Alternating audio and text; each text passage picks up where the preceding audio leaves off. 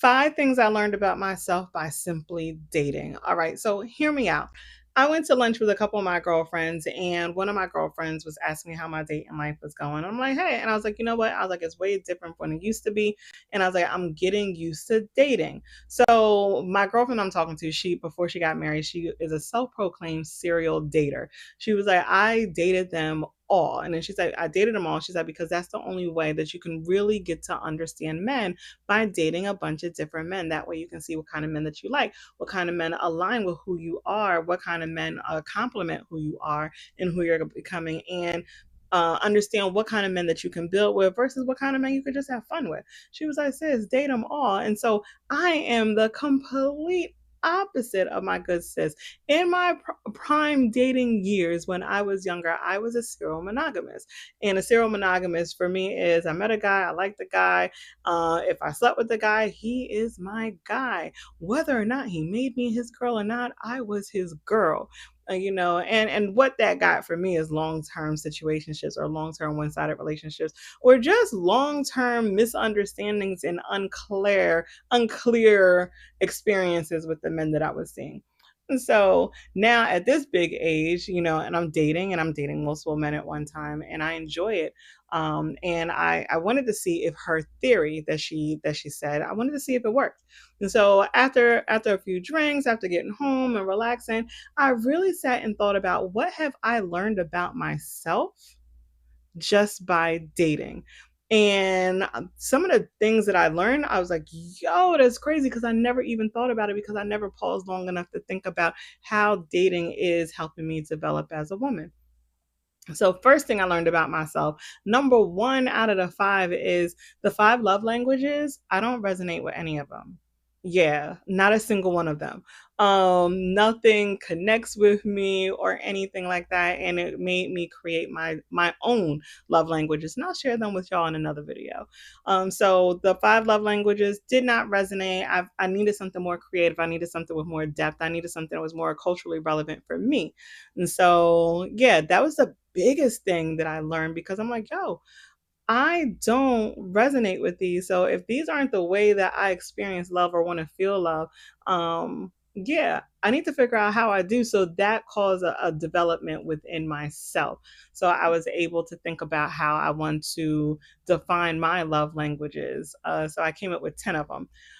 So the second thing that I realized that I wanted, that I learned about myself, and not just learned about myself, but learned that I want from a partner is I want comfort. And I don't mean like financial comfort. I don't mean like, just luxury comfort. I mean, I want the kind of comfort that I can be in this man's presence as my most authentic, vulnerable self.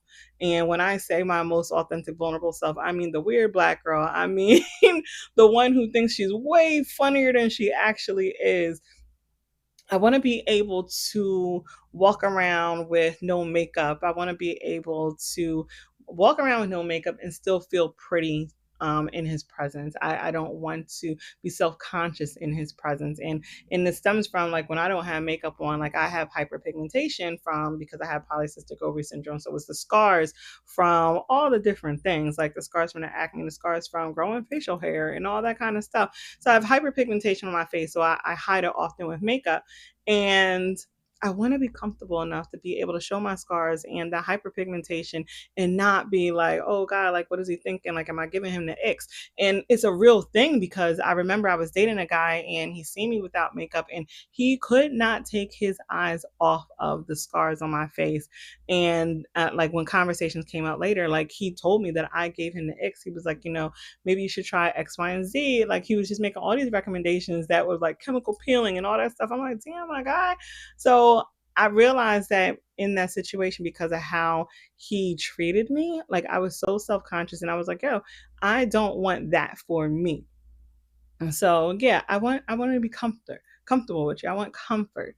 Another thing that I learned about myself is I need deep conversations. Surface level conversation ain't never gonna do it for me. I get bored with it. I need deep exploratory conversation. I need curious conversation. I need going down the rabbit hole kind of conversation. Like I want to know your stories. I want to see how your mind thinks. Like, I didn't realize that that was such a turn on for me until I didn't have it. And I was like, oh, wow. And I was like, that's definitely something I'm putting in my bucket. And then I realized with me, because I am, especially in this season of my life, I'm very curious. I'm curious about myself. And as equally as curious I am about myself, I'm curious about the person I'm getting to know. So I want those deep conversations, because that's who I am now. So that was another, what was that? That was number three. Number four, I want to be taken care of. Yeah, and I know that's something that a lot of women, they say they want to be taken care of, and it means a number of things. It can be triggering just to hear a woman say it out loud, especially a black woman say it out loud. But when I say I want to be taken care of, I mean I want to know that he got me. And I didn't even realize that that was something that I needed. I didn't even realize that that was something that I needed to feel secure, safe, and seen, by my partner until I experienced it. I'm dating a guy, and one of the things that he told me that I never heard before from anybody except for my daddy is, I got you. Like, he literally said, if you need anything, he was like, I got you. He's like, just ask me. And for somebody like me who always finds a way to just figure it out, like, I figure it out, I get it done. I make things do what it do. It felt good for somebody to say, I got you, but it felt even better that when I did have to ask for something and everything, that I felt comfortable asking him. And then it was no back and forth. There was no, well, did you try this? It was no hesitation on his part. He was like, all right, I got you. I needed a chair moved. I needed this chair moved from downstairs to upstairs in my office. And I asked him, he's like, all right, I'll be by the next day. And he did. So it wasn't just the telling me I got you, but it was actually the follow through for me. It was the me not feeling like I was inconvenienced. It was me not feeling as though I was bothering him or anything. Like, when he said that he got me, he got me. And I was like, yes, I didn't know, as a woman who has been, like, I always joke and say, I'm Doug's daughter. Like, my dad made sure that his daughters knew how to do everything on their own. But I didn't realize, just because I can, it feels good for somebody else to do it. So I was like, yo, I want to be taken care of. Yeah, like, for me, to taken care of doesn't fall into the financial aspect of being taken care of. It really falls into, I need to know that my partner, that my man got my back, whether it is saving me from myself, whether it's lifting heavy furniture, or whether it's just creating space for me. But to know that he has that follow through, to know that he has no hesitation to want to be there for me. And that also triggers something in me that I didn't even know was inside of me. And this is where the development comes through. Because the way he showed up for me, I want to show up for him. Like, because I'm like, yo, whatever this man need, I got him too. And my got him showed up in me cooking meals. And any man that dated me in the past be like, she don't cook. I do. But I do, because this man put me in such a space, put me in such a soft space, that I was like, yo, let me cook for this man. Let me cook this man a meal, just because he followed through. So yeah, I want to be taken care of, but I also want to make sure that I can take care of my partner in return. So that was four. What is the fifth thing that I learned about myself? Is intimacy above all. Yeah, intimacy above all. I didn't realize how big of a thing that was, for me, until I experienced intimacy, and then I was able to compare it to when I wasn't experiencing intimacy. Like, sex is one thing, and for those who don't know, those are two different things. Sex and intimacy, they can coexist, but they're two individual things, especially in my book. Because for me, intimacy is rooted in safety, is rooted in trust, is rooted in vulnerability. And without those things, I can't experience the best of anything. And so for me, I discovered while dating that intimacy is major key for me. And that is something that I want. And it's not just something that I want with my partner, but it's also something that I want within myself. So yeah, these are all things that I learned simply by dating, and I never would have thought about it unless my serial dater girlfriend told me. She was like, "Girl, date them all," and I, like, it really got me thinking. Like, these are things that you only really learn by experiencing people.